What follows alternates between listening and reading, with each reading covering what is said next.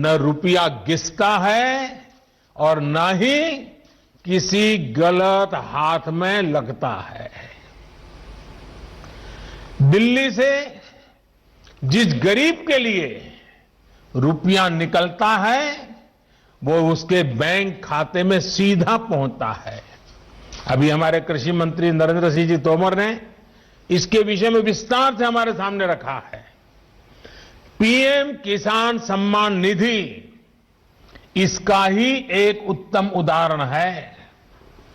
आज देश के 9 करोड़ से ज्यादा किसान परिवारों के बैंक खाते में सीधे एक कंप्यूटर की क्लिक से 18,000 करोड़ रुपए से भी ज्यादा रकम उनके किसानों के बैंक के खाते में जमा हो गए हैं।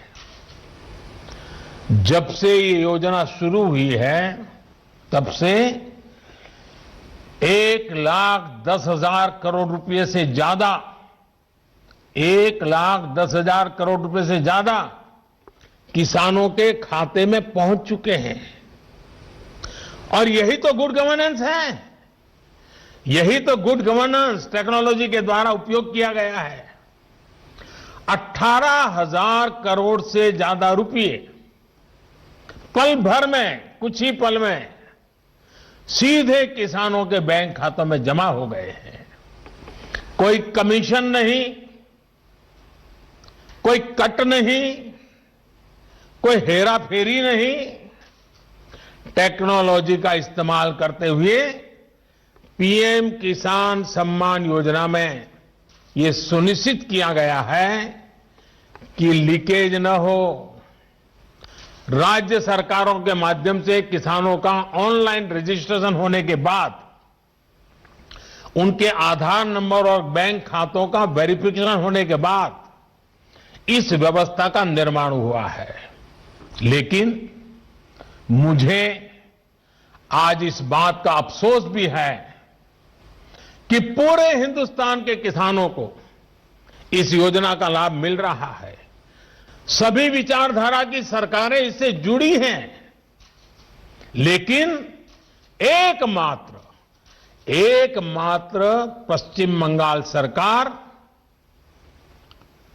वहां के 70 लाख से अधिक किसान, मेरे किसान भाई बहन बंगाल के, इस योजना के वो लाभ नहीं ले पा रहे हैं। उनको ये पैसे नहीं मिल पा रहे हैं क्योंकि बंगाल की सरकार अपने राजनीतिक कारणों से उनके राज्य के किसानों को भारत सरकार से पैसा जाने वाला है, राज्य सरकार को 1 कौड़ी का खर्चा नहीं है, फिर भी वो पैसे उनको नहीं मिल रहे हैं। कई किसानों ने भारत सरकार को सीधी चिट्ठी लिखी हुई है, उसको भी वो मान्यता नहीं देते हैं। यानी आप कल्पना कर सकते हैं कितने लाखों किसानों ने लाभ लेने के लिए, योजना के लिए अर्जी की, ऑनलाइन आवेदन कर चुके हैं, लेकिन वहां की राज्य सरकार उसको भी अटका करके बैठ गई है। भाइयों बहनों, मैं हैरान हूं और ये बात मैं आज देशवासियों के सामने बड़े दर्द के साथ, बड़े पीड़ा के साथ कहना चाहता हूं। जो लोग 30-30 साल तक बंगाल में राज करते थे, एक ऐसी राजनीतिक विचारधारा को लेकर के बंगाल को कहां से कहां लाकर के उन्होंने हालत करके रखी है, सारा देश जानता है। और ममता जी के 15 साल पुराने भाषण सुनोगे तो पता चलेगा कि इस राजनीतिक विचारधारा ने बंगाल को कितना बर्बाद कर दिया था। अब ये कैसे लोग हैं? बंगाल में उनकी पार्टी है, उनका संगठन है, 30 साल सरकार चलाई है, कितने लोग होंगे उनके पास? एक बार भी इन लोगों ने किसानों को ये 2,000 रुपया मिलने वाला कार्यक्रम है, बंगाल के अंदर कोई आंदोलन नहीं चलाया। अगर आपके दिल में किसानों के लिए इतना प्यार था, बंगाल में आपकी धरती है, तो आपने बंगाल में किसानों को न्याय दिलाने के लिए प्रधानमंत्री किसान सम्मान योजना के पैसे किसानों को मिले, इसके लिए क्यों आंदोलन नहीं किए? क्यों आपने कभी आवाज नहीं उठाई? और आप वहां से उठ करके पंजाब पहुंच गए। तब सवाल उठता है।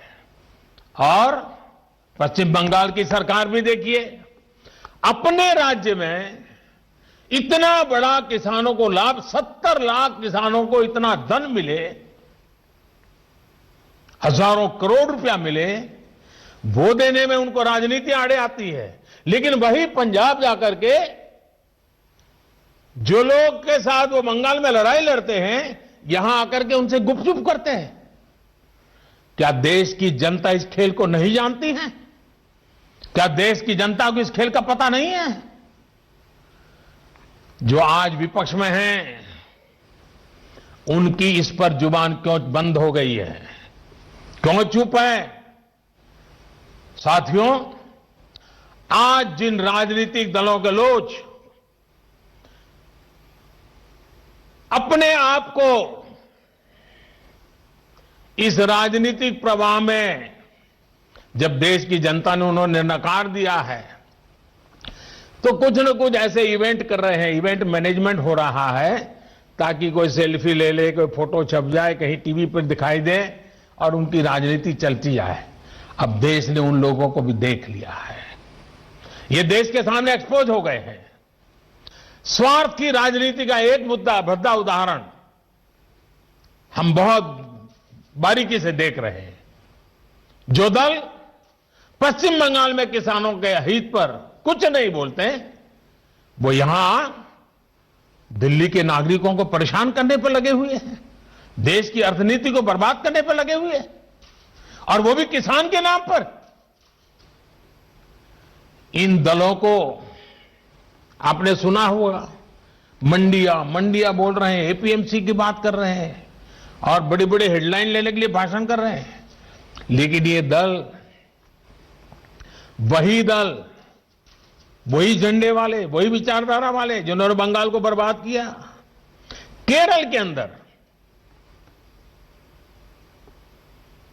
उनकी सरकार है। इसके पहले जो 50 साल 60 साल तक देश पर राज करते थे, उनकी सरकार थी। केरल में एपीएमसी नहीं है, मंडियां नहीं है। मैं जरा इनको पूछता हूं, यहां फोटो निकालने के कार्यक्रम करते हैं, अरे केरल में आंदोलन करके वहां तो एपीएमसी चालू करवाओ। पंजाब के किसानों को गुमराह करने के लिए आपके पास समय है। केरल के अंदर यह व्यवस्था नहीं है। अगर ये व्यवस्था अच्छी है तो केरल में क्यों नहीं है? क्यों आप दोगली नीति लेकर के चल रहे हो? ये किस तरह की राजनीति कर रहे हैं जिसमें कोई तर्क नहीं, कोई तथ्य नहीं है? सिर्फ झूठे आरोप लगाओ, सिर्फ अफवाहें फैलाओ, हमारे किसानों को डरा दो, और भले भोले किसान कभी कभी आपकी बातों में गुमराह हो जाते हैं। भाइयों बहनों, ये लोग लोकतंत्र के किसी पैमाने को, किसी पैरामीटर को मानने को तैयार नहीं है। इन्हें सिर्फ अपना लाभ, अपना स्वार्थ नजर आ रहा है। और मैं जितनी बातें बता रहा हूं किसानों के लिए नहीं बोल रहा हूं। किसानों के नाम पर अपने झंडे लेकर के जो खेल खेल रहे हैं, अब उनको ये सच सुनना पड़ेगा। और हर बात को किसानों को गाली दी, किसानों को अपमानित किया, ऐसे कर करके बच नहीं सकते हो आप लोग। ये लोग अखबारों और मीडिया में जगह बनाकर राजनीतिक मैदान में खुद के जिंदा रहने की जड़ी बूटी खोज रहे हैं। लेकिन देश का किसान उनको पहचान गया है। अब देश का किसान उनको ये जड़ी बूटी कभी देने वाला नहीं है। कोई भी राजनीति, लोकतंत्र में राजनीति करने का उनको हक है, हमें इसका विरोध नहीं है। लेकिन निर्दोष किसानों की जिंदगी के साथ न खेलें, उनके भविष्य के साथ खिलवाड़ न करें, उन्हें गुमराह न करें, भ्रमित न करें।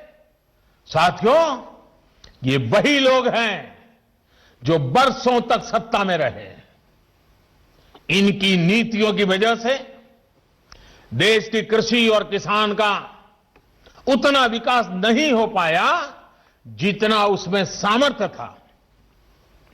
पहले की सरकारों की नीतियों की वजह से सबसे ज्यादा बर्बाद वो किसान हुआ जिसके पास न तो ज्यादा जमीन थी न ज्यादा संसाधन।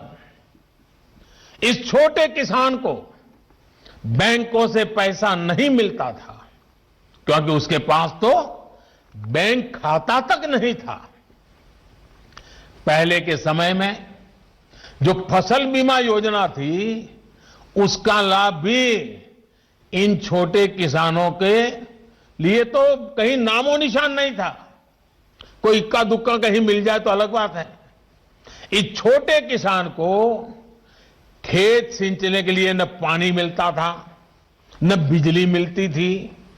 वो हमारा बेचारा गरीब किसान अपना खून पसीना लगाकर वो खेतों में जो पैदा भी करता था उसे बेचने में भी उसकी हालत खराब हो जाती थी। इस छोटे किसान की सूद लेने वाला कोई नहीं था। और आज मैं देशवासियों को फिर याद दिलाना चाहता हूं, देश में इन किसानों की संख्या छोटी नहीं है। जिनके साथ यह अन्याय किया गया है ना, ये संख्या 80% से ज्यादा किसान इस देश में हैं, करीब करीब 10 करोड़ से भी ज्यादा, जो इतने वर्षों तक सत्ता में रहे। उन्होंने इन किसानों को अपने हाल पर छोड़ दिया था। चुनाव होते रहे, सरकारें बनती रही, रिपोर्ट आती रही, आयोग बनते रहे, वादे करो भुला दो, करो भुला दो, यही सब हुआ। लेकिन किसान की स्थिति नहीं बदली। नतीजा क्या हुआ? गरीब किसान और गरीब होता गया। क्या देश में इस स्थिति को बदलना आवश्यक नहीं था? मेरे किसान भाई और बहनों, 2014 में सरकार बनने के बाद हमारी सरकार ने नई अप्रोच के साथ काम करना शुरू किया। हमने देश के किसान की छोटी छोटी दिक्कतों और कृषि के आधुनिकीकरण, उसे भविष्य की जरूरतों के लिए तैयार करने, दोनों पर एक साथ ध्यान दिया। हम बहुत सुनते थे कि उस देश में खेती इतनी आधुनिक है, वहां का किसान इतना समृद्ध है। कभी इजराइल का उदाहरण सुनते रहते थे। हमने दुनिया भर में कृषि क्षेत्र में क्या क्रांति आई है, क्या बदलाव आए हैं, क्या नए इनिशिएटिव आए हैं, क्या अर्थव्यवस्था के साथ कैसे जोड़ा है, सारी चीजों का गहन अध्ययन किया। इसके बाद हमने अपने अलग अलग लक्ष्य बनाए और सभी पर एक साथ काम शुरू किया। हमने लक्ष्य बनाकर काम किया कि देश के किसानों का खेती पर होने वाला खर्च, इनपुट कॉस्ट, ये कम हो, उसका खर्चा कम हो। सॉइल हेल्थ कार्ड, यूरिया की नीम कोटिंग, लाखों की संख्या में सोलर पंप, ये सारी योजनाएं उनका इनपुट कॉस्ट कम करने के लिए एक के बाद एक उठाई। हमारी सरकार ने प्रयास किया कि किसान के पास एक बेहतर फसल बीमा कवच हो। आज देश के करोड़ों किसानों को पीएम फसल बीमा योजना का लाभ हो रहा है। नमस्कार, मैं हूं मानक गुप्ता। अगर आपको हमारा ये वीडियो पसंद आया हो तो इसे लाइक और शेयर जरूर करें और हां, हमें सब्सक्राइब और फॉलो करना ना भूलें ताकि आप देश और दुनिया की कोई खबर मिस ना करें। तो जुड़े रहिए हमारे साथ और देखते रहिए न्यूज़ 24।